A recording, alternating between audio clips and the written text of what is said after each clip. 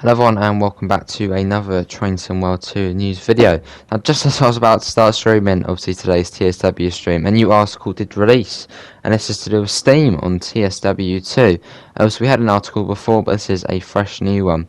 So Steam is coming to Train Sim World 2 and is currently in development. In our previous article about the development of Steam in Train Sim World 2, we talked to Paul Jackson about what we wanted to achieve. Today we are talking to senior producer Matt Peddleston to find out some of the development approaches and challenges that come with bringing Steam to life. We're going to get technical, but it should give you some extra insight into the thought processes involved in reproducing an immersive, authentic Steam experience. What's the biggest thing we have to figure out? Simugraf is built up in multiple physics domains, mechanic power for example, or pneumatics, or electrical. We have new domains like water and steam pressure to add. There are new Simugraf components to create. We have to build a firebox, boiler, steam chest, cylinders, and any other systems that aren't present in our modelling for diesel or electric locos.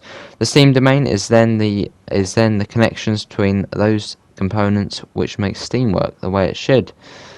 The way going on at present is involved in creating those components and connections between them, along with the underlying physics and maths library to support it. With the build-up, we have a basic makeup of a steam engine. All steam engines have the same principles. Is it literally just a simulation of the motive effort and how is it generated?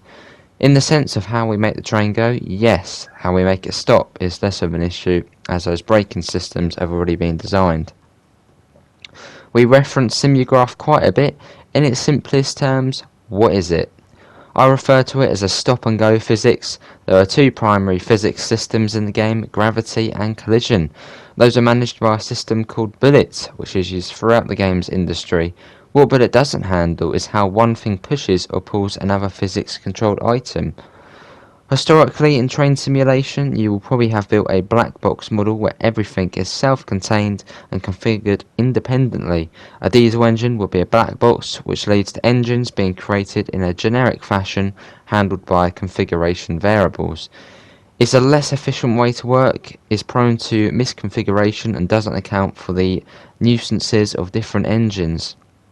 Simugraf enables the creation of individual systems down to a component level that can be recombined for different vehicles. We then create the appropriate diesel engine or electric motor as a separate component, and the interactions between those components create something that feels and behaves in a more authentic way. It's almost like a mechanical or electric engineering kit. Basically, yes.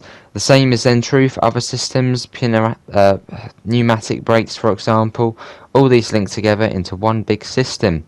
We power the axles just as they are in reality, so a Class 31 has a A1A setup where alternating axles are powered, and that's exactly what we do. We get as close to replicating how the real thing works as possible. How many modules are typically involved in a loco? It's in the tens, but it depends on the complexity of the loco. A Class 101, for example, is pretty simplistic, whereas a modern EMU is doing a lot of work for you, so includes more. A lot depends on how the train is modelling, power and other systems. The Class 43 HST had an issue with the application of power after going through the preserved collection process. What happened there? This was actually related to the way that the train heating is modelled. The heating system was drawing more power than it should have done, which affected the power available for the motors. Much as in the real world, we needed to rewire the system to ensure the power distribution was correct. This is often much less like software development, far closer to real-world engineering. It's fascinating to troubleshoot. Non-software developers have taken to the system like a duck to water, as these systems behave in a believable way.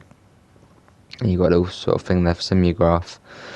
So the task on modelling steam operation within Simugraf is ongoing. What other considerations are there? The next challenge are the particle effects associated with steam.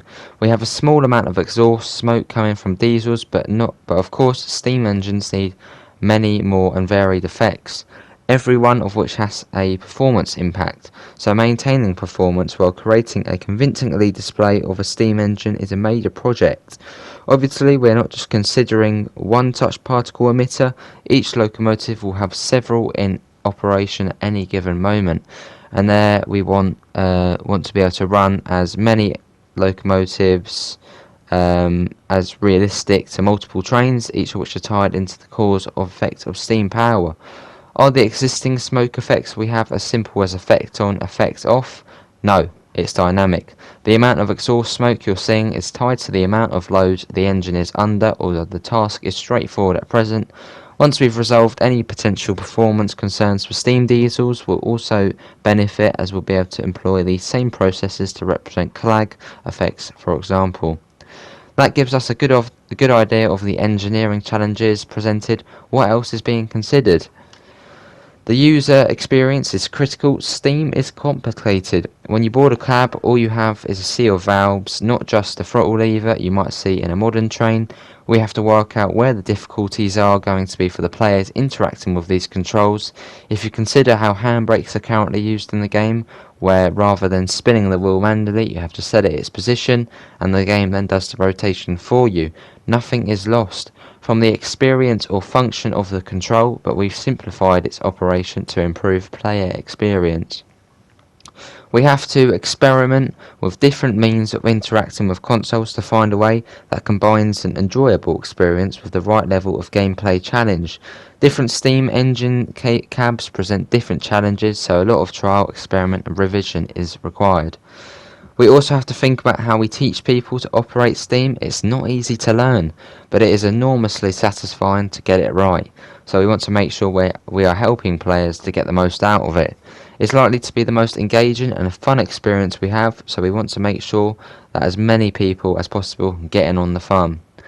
Let's say there was a dozen different valves in a steam cab. Are we looking to model the cause and effect of every one? We are evaluating this from a gameplay balance experience. We will take the same view we do with other trains. Where is the reward for the player? We will model as many as feels right to create an experience that delivers. The driver's controls aren't massively different to those in a more modern loco, but the fireman has far more going on. Where you place the coal in the firebox has a direct impact on the performance of the boiler.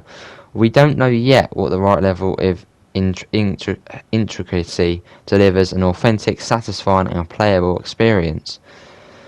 Is there not an argument to be made for a beginner versus expert mode for steam operation? There is a case to be made for two tiers of play, for example, opening the taps in the correct order rather than any order. It comes down to whether players will prefer an accessible style of play, where they just want to enjoy the experience in a just make it go sense, or advanced controls that are understandable and usable by far fewer players. We want both options available. We have quite a few Dovetail Games team members who work on Heritage Rail. How many of them have direct experience of steam operation?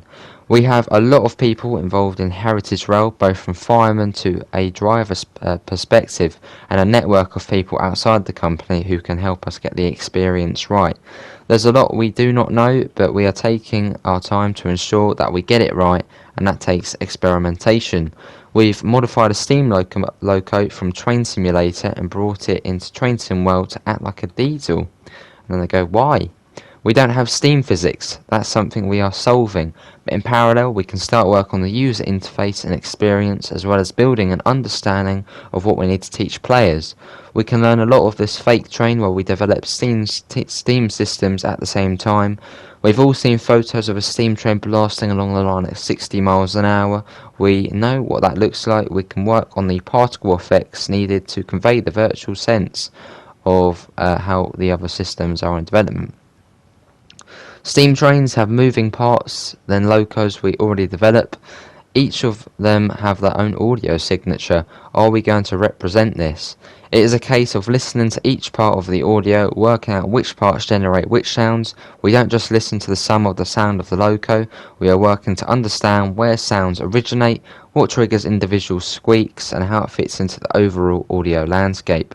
We can't record these individually, so it's a case of recording authentic sound where possible, recurating where necessary, and then delivering the right balance overall during mixing.